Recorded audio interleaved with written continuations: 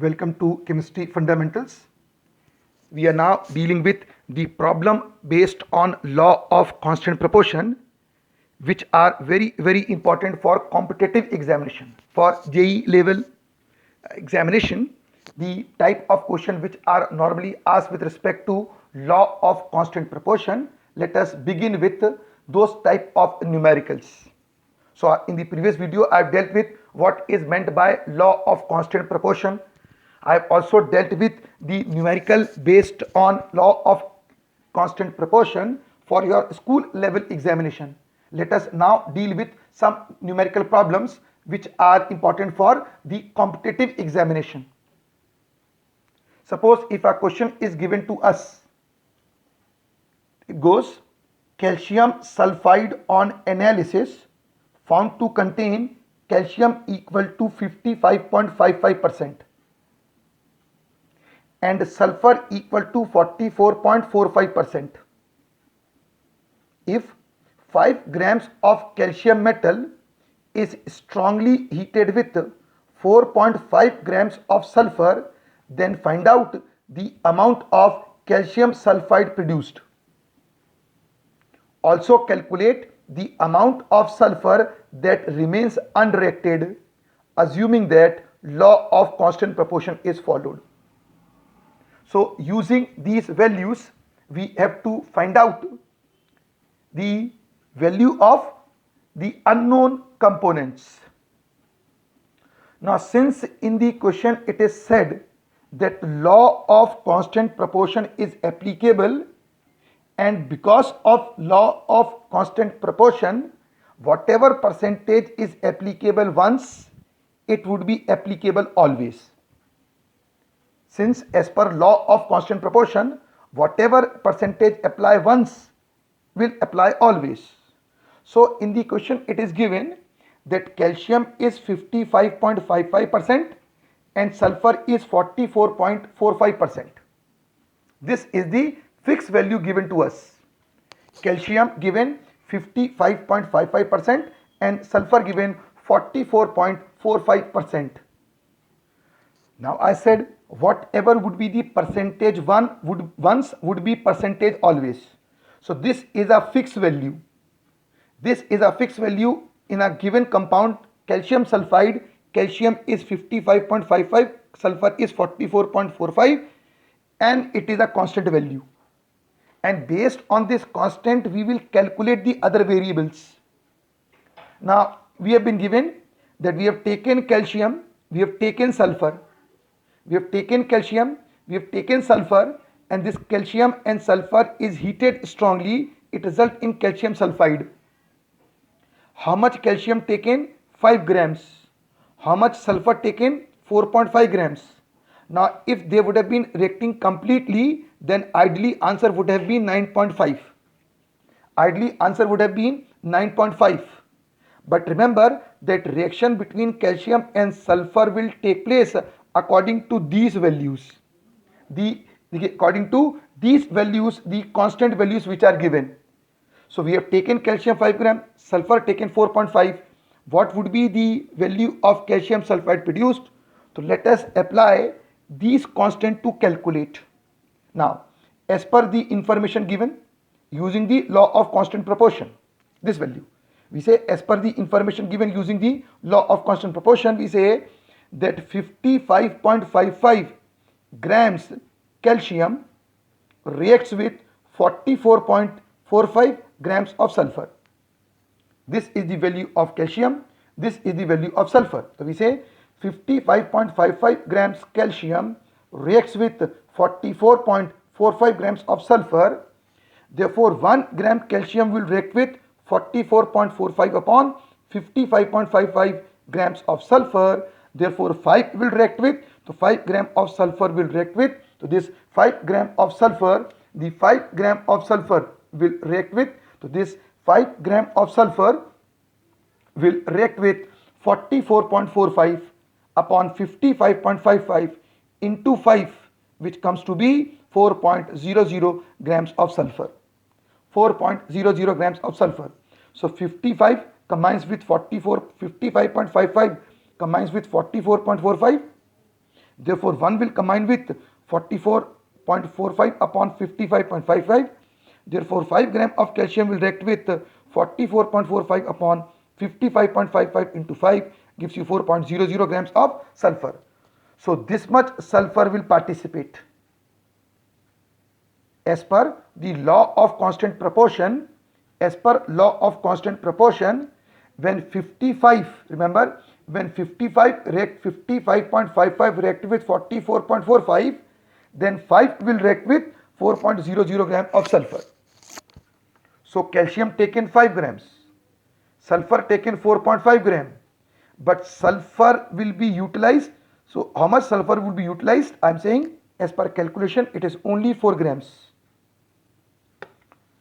Now since 5 grams of calcium react with 4 grams of sulfur, 5 grams of calcium react with 4 grams of sulfur, therefore calcium sulfide formed would be 5 grams of calcium, 4.0 grams of sulfur, that is total calcium sulfide formed is 9.0 gram.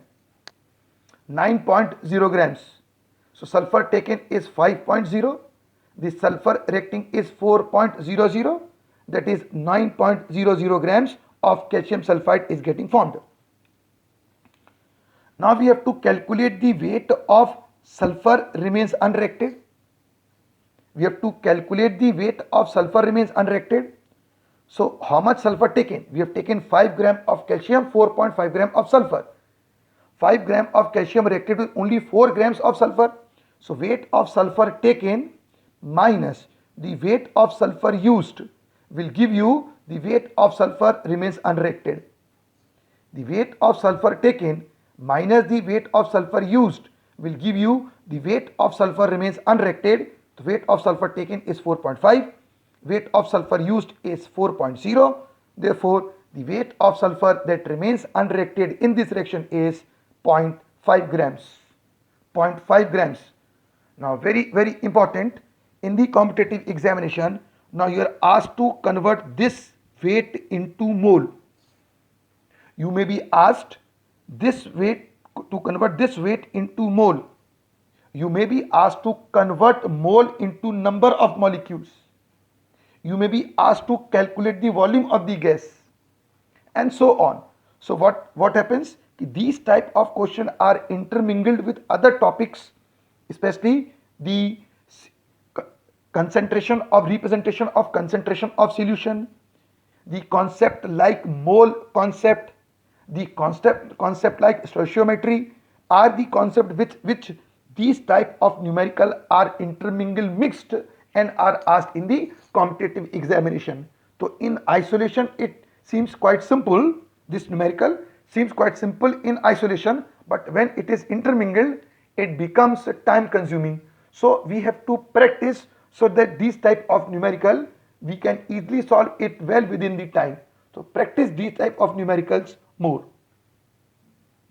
A very similar kind of question which has been asked in the competitive examination in the previous papers.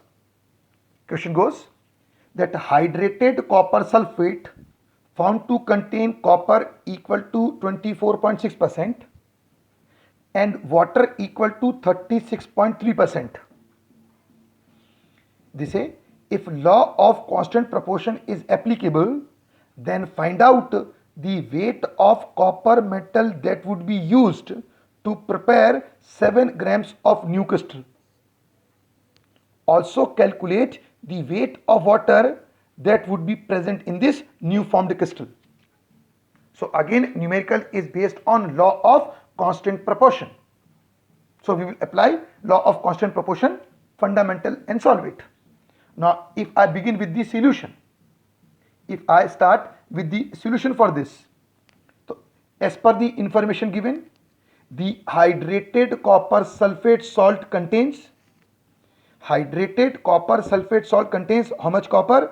As given in the question, 24.6%, that is 24.6 per 100. 24.6%, 24.6 per 100 grams, and water is 36.3%, that is 36.3 per 100 grams. Since law of constant proportion is applicable, therefore we can proceed further. Now we can say that since 100 grams of crystalline salt contain 24.6 grams copper, it is 24.6 per 100 suppose grams.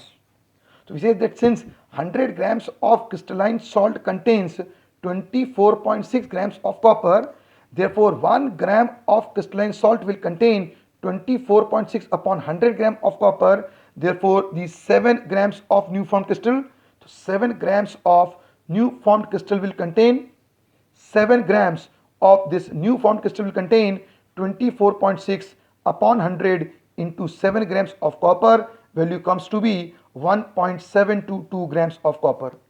1.722 grams of copper. So what we have done, we have calculated the weight of copper in the new formed crystal whose weight given 7 grams. So the new formed crystal is 7 grams. How much copper it will present or how much copper would be needed, we have calculated. It is 1.722 grams of copper. Now we have been asked to calculate the weight of water that would be present in the new formed crystal. Now in order to calculate the weight of water present in the new formed crystal, so we say the percentage of water given was, 36.3%, 36.3 per 100, 36.3 per 100 grams. So since 100 grams of crystalline salt contains 36.3 grams of water, since 100 grams of crystalline salt contains 36.3 grams of water, therefore 1 gram of crystalline salt will contain 36.3 upon 100 grams of water. Therefore 7 grams of new formed crystal will contain, so it will contain 36.3 upon 100 into 7 grams of water. Value comes to be 2.54. So what is our answer? So answers are, the new formed crystal will contain how much copper metal? 1.722. How much water? 2.54 grams water and 1.722 grams of copper metal. So again, these type of numericals are intermingled with other concepts and are asked in the competitive examination. So in the competitive examination, normally the intermingling of concept in chemistry takes place, that is concept from one topic is mixed with concept from the other topic, and then it is being asked. So your control on every concept, every topic is very important for you to solve the numerical problems in the competitive examination.